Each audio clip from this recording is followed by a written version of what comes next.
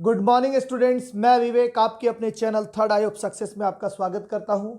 आज एक जरूरी बात बताने आया हूं। फिर से जब जब जरूरत होगी तब तब बताने आऊंगा, तो आज भी वैसा जरूरी बात पड़ गया है, इसलिए बताने आया हूं।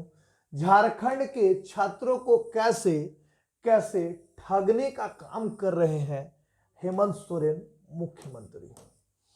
मुख्यमंत्री आखिर ठग कैसे रहे हैं?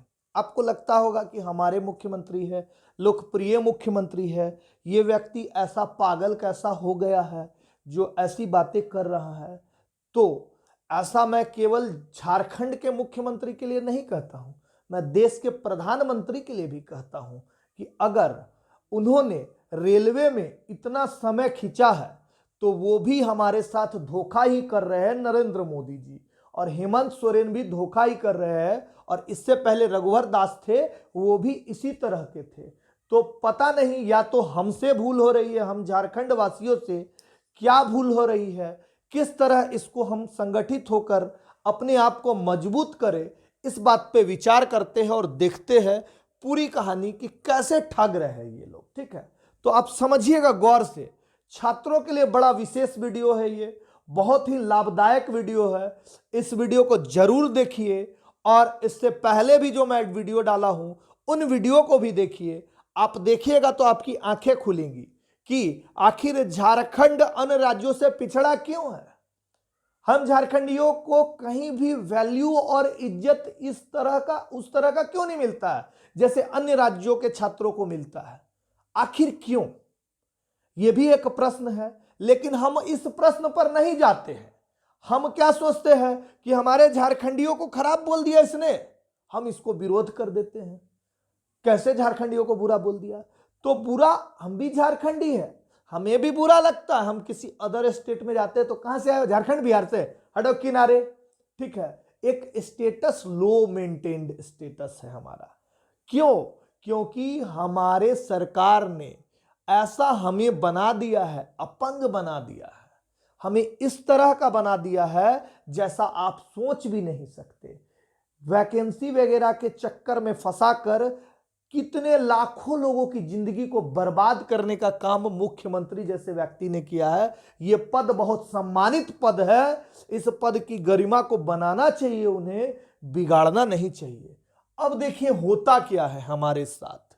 जेएसएससी सीजीएल का अभी वैकेंसी आया हुआ है, भरा भी रहा है बड़ा अच्छे से, लेकिन आप लोगों को अंदर की बात भी पता होगी कि केस लगाकर वैकेंसी निकाला है। हांसदा जी ने केस किया है।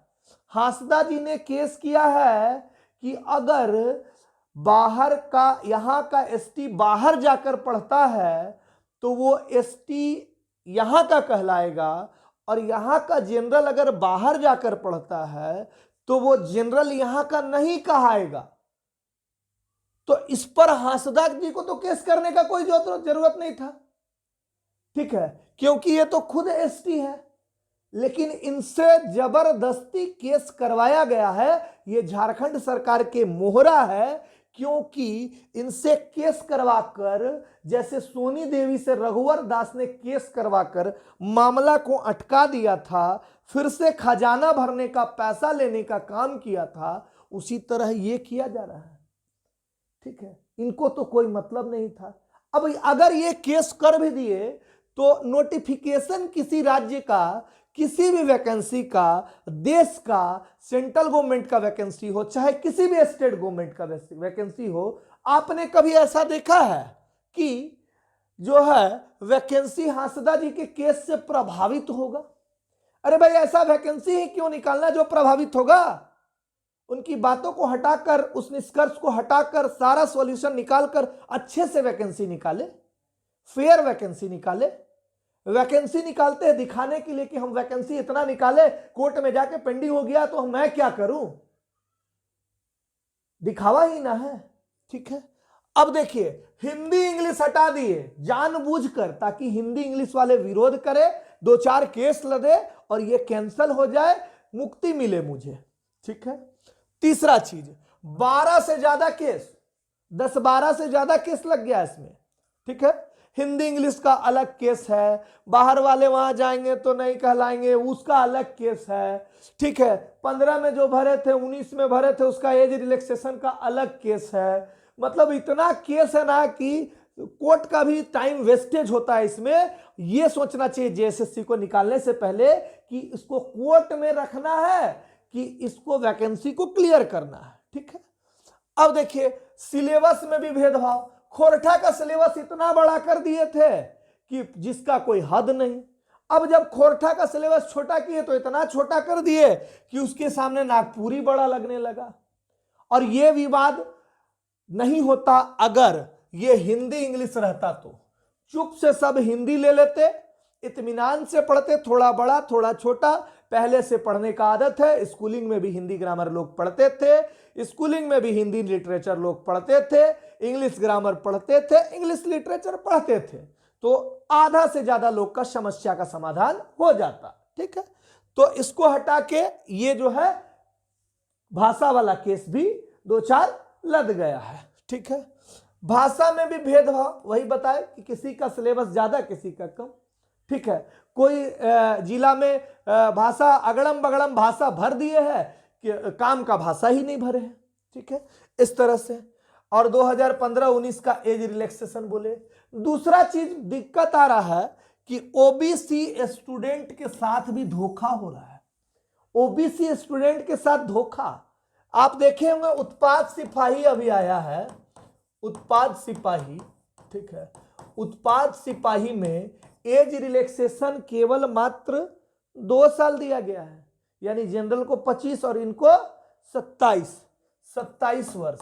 ठीक है, तो ये 27 नहीं 3 साल का रिलैक्सेशन दिया जाता है, ये 2 साल का रिलैक्सेशन नहीं दिया जाता है। तो इस बात को भी ध्यान रखना। हालांकि ये तो बाद का बात है, लेकिन इधर आप सोच सकते हैं ये भी वैकेंसी 17 में आया था, सबसे बड़ा बात है अभी उसको भरने का मौका नहीं मिलेगा। उनका भी एज पार हो गया होगा, उस पर भी विवाद होगा, उसके लैंग्वेज पे भी विवाद होगा, उसके सिलेबस पे भी विवाद होगा।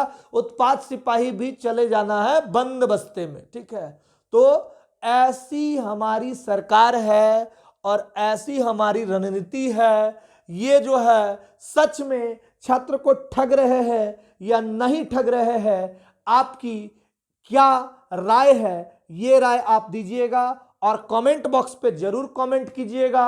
अगर कोई बात आपको इसकी बुरी लगी हो, खराब लगी हो तो क्षमा चाहता हूं, लेकिन ये मुद्दा लाना जरूरी था, इसलिए मैं लाया। इस वीडियो को ज्यादा से ज्यादा शेयर कीजिएगा। धन्यवाद।